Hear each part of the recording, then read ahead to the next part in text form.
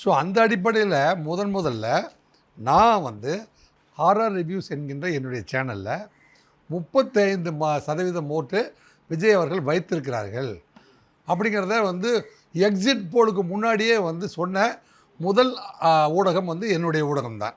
அது உங்களுக்கு தெரியும். அதே சமயத்தில் எனக்கு பிறகு எக்ஸிட் போலுக்கு அடுத்து வந்து ஐபிஎஸ் ரவி அவர்கள் நான் வந்து ரிட்டையர்டான கான்ஸ்டபிள்ஸு ஃபீல்டு ஒர்க் பண்ணி நான் கண்டுபிடிச்சேன் அப்படின்னு சொன்னார்.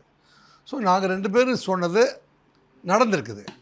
இதில் நான் எப்படி சொன்னேன் அப்படின்னு சொன்னால், விஜய் அவர்களுடைய கூட்டம் வந்து விக்கிரவாண்டியில் தொடங்கும் பொழுது அவருக்கு என்ன மாதிரியான கூட்டம், அதில் இருந்த ஒரு விக்கிரவாண்டி மேடை இருக்குது பார்த்திங்களா, மேடைக்கு பொறுப்பாக இருந்த 3 ஐபிஎஸ் ஆஃபீஸர் எனக்கு ரொம்ப வேண்டியவங்க. அவங்க என்ன சொன்னாங்கன்னா, இப்போ இதுதான் வந்து ஸ்டாலினுக்கு போய் சேராத மெசேஜ்.